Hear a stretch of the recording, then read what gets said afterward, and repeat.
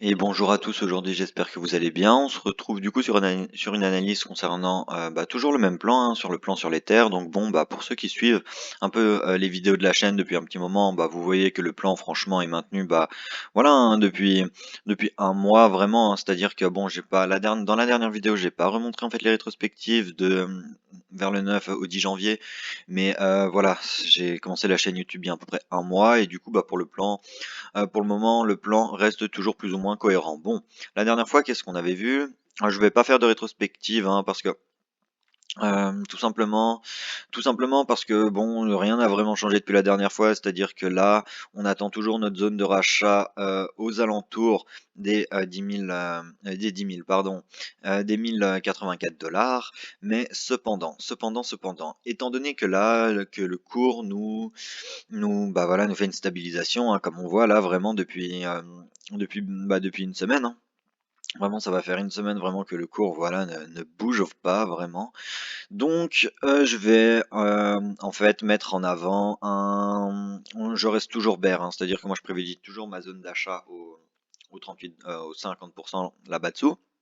Mais je vais mettre en avant un plan en fait qui nous ferait une 5 de folie. C'est-à-dire que en fait par la suite voilà, j'ai retravaillé un peu le décompte, j'ai essayé plein de décomptes différents et je me suis remarqué qu'on pouvait être potentiellement dans quelque chose d'autre. Mais ceci, là, j'ai un peu du mal parce que ça nous ferait vraiment quelque chose de un peu mais incroyable en fait, hein. Incroyable, incroyable. Alors bon, après si le plan que je vais mettre en place dans dans les minutes à venir se passe, écoutez, franchement, tant mieux pour nous, mais j'ai du mal, hein. Je vous le dis, j'ai du mal, mais après, pourquoi pas.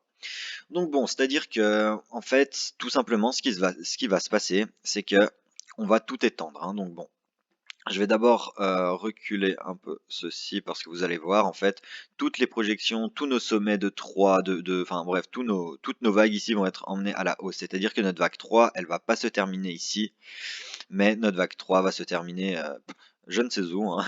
Je ne sais où, donc enfin, on va regarder tout ça ensemble. C'est-à-dire que vraiment, moi, là, je m'attends vraiment, ça va peut-être paraître un peu fou, hein, donc je vais vraiment supprimer ceci. Hop là, et oui, enfin, là, du coup, je redécale tout parce que c'est vraiment en fait des projections auxquelles on pourrait s'attendre dans ce décompte que je vais vous montrer, hein, mais après rien n'est vraiment sûr. Mais comme dit, hein, si on est vraiment là-dedans, comme dit, c'est fou, hein, c'est complètement fou si on est là-dedans. Donc c'est-à-dire que je vais même mettre en retrait, je pense, les vagues beiges parce que là on va pas en avoir besoin. Là on va pas en avoir besoin. Alors, euh, écoutez, hein, tout simplement, comment je décompterais ceci? Alors attendez, je fais ça juste pour question de, juste question d'esthétique, un peu de graphique, hein, le fait de tout devoir décaler parce que je sais pas en termes de temps quand est-ce que ça va arriver, mais du coup, je préfère montrer les choses comme ceci. Bon, c'est-à-dire que là, le décompte que je pourrais en faire, ce serait celui-ci. Donc celles-ci, je vais les mettre en retrait parce que c'est vraiment des toutes petites vagues. Si vous voulez, les 1, 2, 3, 4, 5 qu'on voit là, ce sont les sous-vagues des sous-vagues qui vont composer nos vagues violettes. Alors attendez, on va voir tout ça ensemble, hein. Mais vraiment, hein, si on est là-dedans, mais c'est fou, c'est fou. Donc c'est-à-dire que on partirait comme ça, hein. Donc je mets ça en blanc, ouais, ça reste propre. Donc on partirait. Alors attendez, ouais, on partirait du coup en une, en 2. On irait chercher une 3, puis une 4, puis une vague 5. Donc vraiment, hein, si on est là-dedans, et là on va voir tout ça ensemble, hein, mais je voulais juste voir du coup par rapport à mon sommet de 1, voilà c'est ça. C'est bien ce qui me semblait, donc c'est-à-dire que je place mon sommet de 1 ici, étant donné qu'il nous faut 3 vagues. Là on a un beau running flat en fait qui s'est construit à ce niveau-ci, hein, donc c'est-à-dire que là, notre running flat s'est construit de telle sorte. Donc je vais pas aller dans les détails, on va pas passer dans le sous-décompte de l'analyse, et on va vraiment en fait, voilà, c'est-à-dire que moi je lis ceci, hein. Vraiment, vraiment. Quand on regarde l'extension de la C, on va voir combien elle est allée chercher, mais voilà, on fait ça juste rapidement pour montrer le petit exemple comment on pourrait du coup décompter notre 2. Je me place comme suit, et voilà, la C elle est allée un peu plus loin que les 168, donc bon, c'est un flat étendu, donc ça c'est carré. Et du coup par la suite, et écoutez, si donc je fais ça vraiment en fait pour vous montrer en fait toutes les zones d'entrée en longue potentielle qu'on pourrait avoir si on est vraiment dans ce décompte, hein. Donc c'est-à-dire que là, actuellement, ceci ceci, j'ai des comptes encore comme ceci. Donc vous allez voir, tous en boîte. Mais bon, bah, je vais garder cette couleur-là, hein. Garder cette couleur-là. C'est-à-dire que tous en boîte. C'est-à-dire qu'on a une, 2, une, 3. Ah, faudrait encore tout que je décale. Vous avez compris, hein, pour encore une fois pour l'esthétique. Hop là, je mets ça du coup en minuscule. Mais vraiment, si bon là c'est un du coup un plan extrêmement boule que je vous montre, mais je préfère vraiment vous le partager parce que bon, ça faisait peut-être quoi, 1 ou 2 jours que du coup je retravaillais, que je pouvais potentiellement décompter ça comme ça. Je me disais mais non c'est pas possible, enfin on peut pas aller, on pourrait pas aller chercher des extensions de prix comme ça et en fait bah potentiellement si en fait, hein, comme on peut le voir. Bon là c'est mal placé, hein, c'est pas beau mais vous avez compris, vous avez compris donc ah, donc vraiment, je m'attends vraiment en fait à ce genre de sous-décompte là, hein. Donc c'est-à-dire que là, actuellement, on attend en fait bah, vraiment une extension de vague 3 pour par la suite aller reprendre voilà un petit rebond de 4 et après aller chercher une 5. Donc je voulais juste en fait afficher le sous-décompte comme ceci, mais nous ce qu'on va travailler, on va travailler les vagues blanches, hein. On va travailler les vagues blanches. Ou alors attendez, je vais déjà faire en fait juste le travail théorique pour ceux qui voudraient en fait prendre le petit trade en fait de cette 5. C'est-à-dire que là on part du principe qu'on a notre bat 2, hein. D'ailleurs je vais mieux replacer ceci. On part du principe qu'on a notre bat 2. Par la suite, du coup comme d'habitude et comme pour chaque vidéo, je montre en fait les scénarios les plus faibles, hein. Donc c'est-à-dire que on va partir du principe que notre 3 a fini au 161,8% de Fibonacci. On va placer notre bas de 4 théorique, voilà comme ceci. Et après on va faire du coup les 3 TP de revente pour notre projection de 5. On va voir tout ça ensemble. Donc dans ce cas-là, il faut d'abord aussi vérifier ce que nous a fait notre 2. Donc désolé, il y a peut-être un peu beaucoup de choses à l'écran. Voilà. Du coup notre 2 ici. Quand on prend le retracement, on se place en sommet de 1, on descend en racine et on voit qu'on touche les 50 à 61,8. Vous voyez cette zone-là, entre ce Fibo-là et ce Fibo-là, c'est les zones de retracement majoritaires à attendre pour les deux. Donc là, on est bon. Là, on est bon. Dans ce cas-là, étant donné qu'on a une 2 classique, pardonnez-moi, on aura une 3 classique, c'est une 4, pardon, une 4 classique. Donc une 4 classique, pardon, classique, c'est une 4 qui retrace au 38,2% de Fibonacci. Donc ça, je vais y supprimer parce que du coup, c'était les TP d'avant. Donc à ce moment-là, si on est vraiment dans ce plan, hein, donc dans le cas où notre 3 finit au 161, au 161,8% de Fibonacci d'extension, la prochaine zone de rachat, et là attendez, je me perds un peu, la prochaine zone de rachat se trouve au 38,2% de Fibonacci. Donc ceux qui du coup souhaiteraient potentiellement tenter un trade avec cette idée de plan, la prochaine zone de rachat pertinente se trouve à ce niveau-ci, hein. Donc je vais mettre une étiquette de prix pour euh, y, euh, y mettre en avant sur l'exchange Binance. Mais bon, vous faites bien, du coup, comme dit à chaque fois dans la description, si vous voulez avoir une idée de maintien pour ce plan, vous ouvrez un autre graphique sur votre TradingView, vous replacez les vagues comme je les place, et après, voilà, vous décomptez. Mais comme dit, hein, ne substituez pas votre travail par rapport au mien. C'est juste une idée c'est juste mon idée en fait. Donc voilà, il se peut que justement vous ayez le bon décompte, moi j'ai le mauvais, et ça c'est des choses qui arrivent. Bon, dans le cas où on retrace à ce niveau-ci, d'ailleurs je vais y mettre en vert, hein, parce que je sais pas pourquoi j'ai mis tout ça en rouge, mais voilà, hein, zone d'achat, hein, vraiment. Zone d'achat du coup à privilégier. Voilà, comme ceci. Et par la suite, les TP de revente pour ce trade-là sont les 100% de Fibonacci, les 161,8% de Fibonacci et les 261,8% de Fibonacci. Donc note 5, et bah vous voyez. Et là, du coup, comme dit, hein, on va voir si on peut privilégier des TP ou pas. C'est-à-dire que je vais mettre ceci en rouge, étant donné que pour ceux qui arriveraient à rentrer dans notre retracement de 4, on est du coup une première zone de revente au 100% de Fibonacci, deuxième zone de revente au 161,8% de Fibonacci et dernière zone de revente au 261,8. Dans ce cas-là, on va essayer du coup quand même de privilégier un TP, hein, parce que c'est bien sûr, il faut toujours aussi, j'ai oublié, le petit TP de sécu que vous placez au 61,8 ou au 38,2, c'est à vous de voir, hein. Bon voilà, on va le placer au 61,8 comme ça, juste pour montrer à l'écran. Mais ici, là on a nos 3 TP majeurs de revente. Pour favoriser une extension à un niveau de prix de 7,5, on va faire corréler 7,5 avec un objectif de 3, comme dit, si c'est possible. Dans ce cas-là,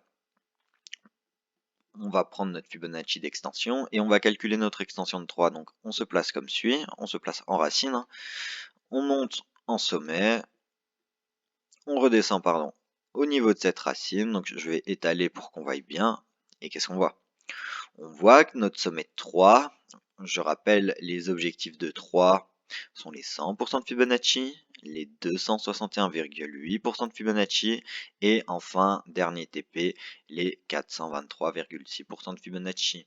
Dans le cas où, comme je dis à chaque fois dans mes vidéos, on va privilégier les TP où on observe une corrélation de Fibonacci, et ici, le TP du coup qu'on va privilégier, c'est ce TP là. Donc quand on revient, donc ça c'est l'objectif d'extension de notre vague 3. Mais quand on revient à l'objectif d'extension de notre vague 5 ici, déjà en faisant le travail théorique, l'objectif que nous allons privilégier, ce sont les 161,8% de Fibonacci parce qu'on l'a vu, il corrèle avec l'extension des 261,8% de Fibonacci de la vague 3. Donc bon, j'espère que c'est pas trop difficile s'il y a des débutants, hein. J'essaie d'être, on va dire, le plus pédagogue possible, mais bon, c'est vrai que c'est un peu compliqué, mais bon, on essaye de s'arranger, hein. Donc là, étant donné qu'on voit que ce TP là corrèle, ce TP là, voilà, corrèle avec le TP de la 3. On pourrait du coup, pour les personnes qui rentrent à ce niveau-ci, vendre la majorité de leur bague ici, hein. Donc c'est-à-dire que par exemple au TP de sécu, vous vendez, que sais-je, quelques 5%. Ici, vous vendez 15%, il vous reste donc 80% de votre bague. À ce niveau-ci, on peut vendre par exemple 60, étant donné que c'est le TP majeur et que du coup, on va privilégier un bag assez important. Et par la suite, il nous reste 20% et c'est des 20% qu'on peut laisser courir si jamais on va chercher ce TP là. Donc là, en fait, on a vu cette entrée en trade. Bon, après, pour le moment, comme dit, hein, pour le stop loss, c'est encore, on va dire, plus ou moins trop tôt pour le placer. C'est-à-dire que vraiment, voilà, ceux qui veulent placer quand même un petit stop loss, hein, donc on rentre à ce niveau-ci. Et bon, après le stop loss, ce sera à vous de voir, en fonction si on nous fait des petits plus bas, en fonction du sous-décompte de la 4, etc., etc. Mais voilà, si on voulait vraiment faire ça bien, vous pouvez le placer directement là en bas de 2, mais ça fait vraiment ce qui nous ferait un trade en fait pas intéressant, hein, parce que quand on regarde après par la suite le ratio, on n'est même pas à 1, et ouais, voilà, donc bon. Avec notre TP majeur, on est à 1,57, bof, bof, bof, bof. Étant donné qu'on répartit notre vente, ça va même pas nous faire un ratio de 1, donc ce n'est pas bon. Ce n'est pas bon à faire, donc c'est-à-dire que s'il y a une personne qui a pas envie de prendre de risques, qui veut rentrer à ce niveau-ci et qui est là, et ben moi je ne rentrerai pas en trade, hein, vu le ratio. Et c'est pas rentable, c'est-à-dire que autant privilégier un ratio plus faible pour justement un stop loss avec une exposition moins forte pour justement avoir un ratio plus élevé. Bon, ça on verra si on est vraiment dans ce plan-là, mais comme dit, hein, maintenant là j'ai travaillé du coup la prochaine entrée en trade possible. Cependant, on va maintenant quand même faire les projections haussières de nos vagues supérieures pour vraiment trouver en fait les niveaux de prix auxquels on doit s'attendre pour la revente, car comme dit, quand on arrive à rentrer en trade, que ce soit en long ou en short selon le marché, on maintient son trade le plus longtemps possible. C'est vrai que ça peut être compliqué au début, voilà, on fait des bénéfices, on va dire entre guillemets rapidement dans la journée ou que sais-je, on est là, bon vas-y, on peut couper là, j'ai déjà assez ou quoi que ce soit. Non, non, non, non, il faut pas. Le trader n'est pas là pour prendre tous les trades qu'il analyse, il est là pour analyser, des bonnes situations qui permettent d'entrer en trade avec une perte calculée.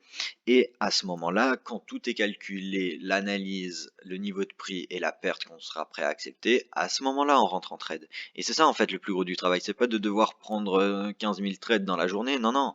Vous pouvez faire votre mois avec seulement 2 ou 3 trades. Je veux dire, si vous travaillez. Enfin, après, quand je dis vous pouvez faire votre mois, vous pouvez être super rentable par rapport à votre capital d'investissement de base en 2-3 trades sur un mois, et car c'est ça en fait avec les Elotives, on est là pour maintenir les trades sur la durée, et c'est ça en fait que je trouve ouf en fait. Bref, maintenant qu'on a vu en fait les extensions possibles en fait de nos 3, du coup je vais juste remettre le bon niveau pour pour ces 261,8% de Fibonacci. Donc alors attendez, je vais du coup bien me repositionner comme ceci. Donc désolé, une vidéo un peu longue hein, aujourd'hui, mais je préfère voilà, je préfère quand même prendre du temps pour vraiment tout vous expliquer, ce que je vois, pourquoi, etc. Que de bah voilà, pas faire de vidéo pendant un jour, que du coup on nous fasse le pump et que du coup bah il n'y ait pas eu de vidéo mettant en avance.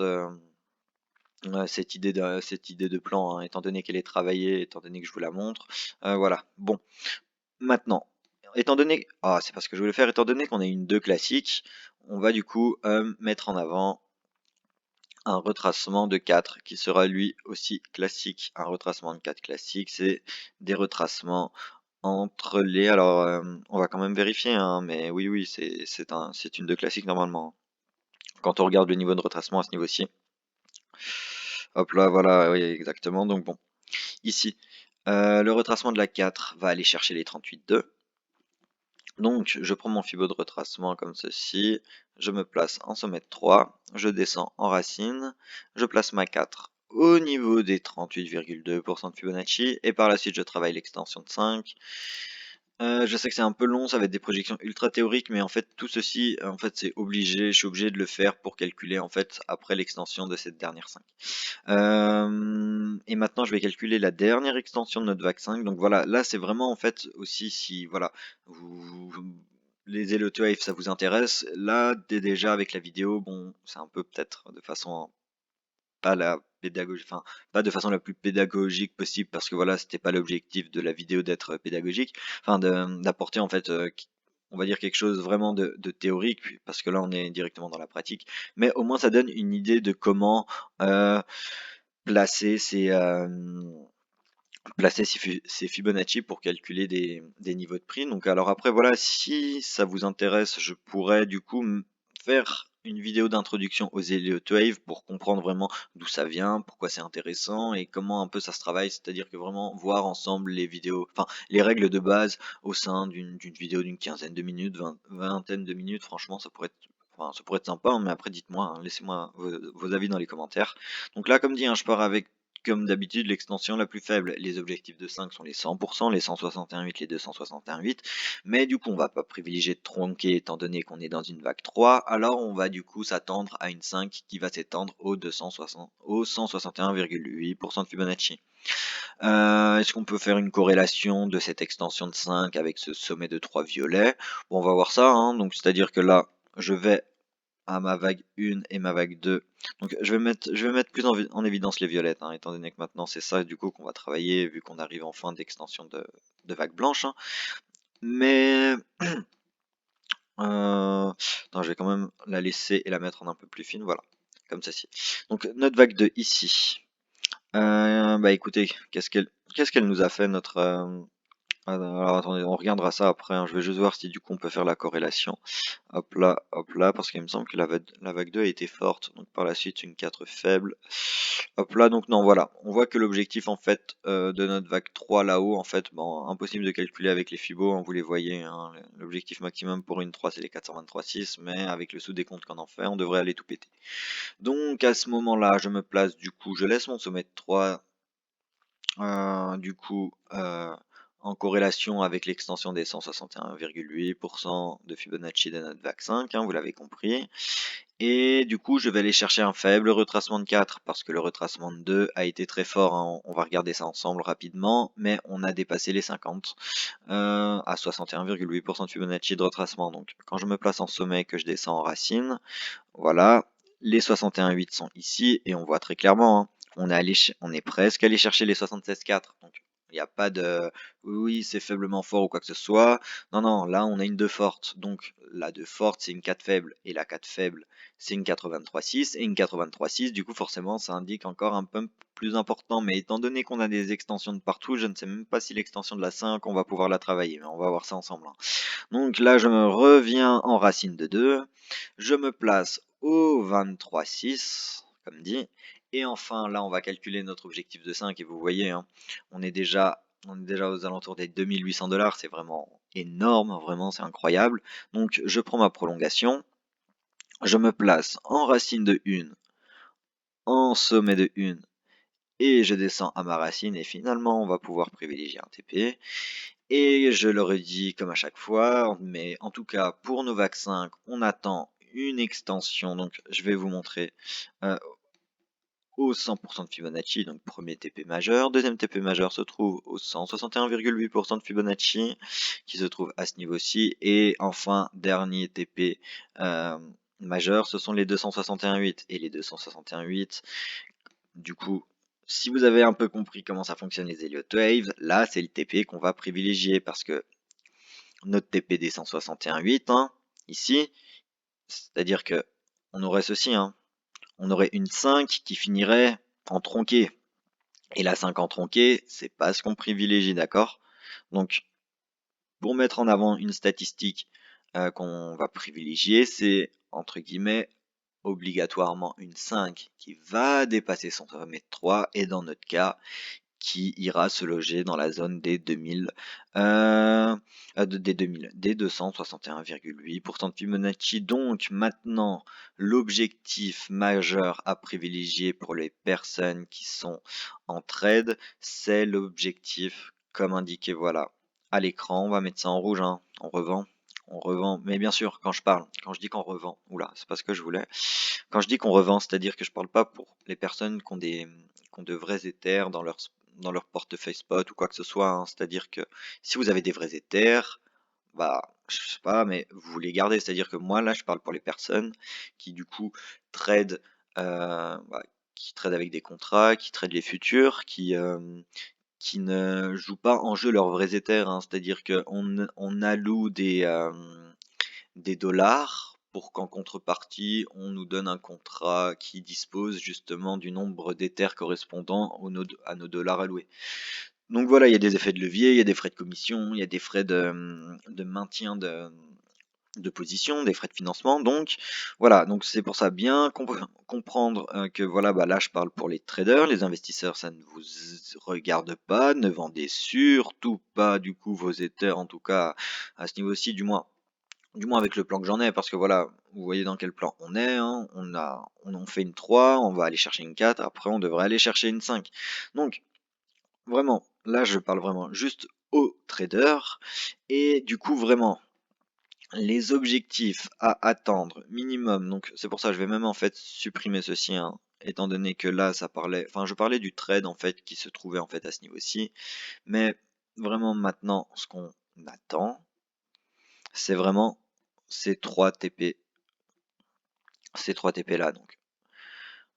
Bien sûr, il faudra lisser son palier de revente comme je l'ai dit un peu au début de la vidéo, mais comme dit, hein, un Ether à 2600$ dans quelques semaines, voire quelques jours, voire dans un mois, ça m'étonnerait pas du tout. Du moins, c'est dans le plan là.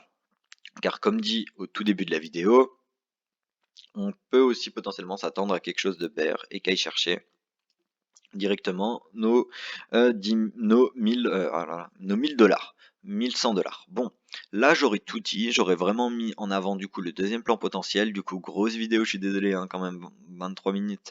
Désolé pour ceux qui débutent, ça a peut-être été un peu long, mais voilà, c'était nécessaire pour rester cohérent. Et bah voilà. Bon, écoutez, je pense que là j'aurais tout dit. On aura vu ensemble la projection, la Masta extension qu'on pourrait avoir à l'intérieur de tout ça.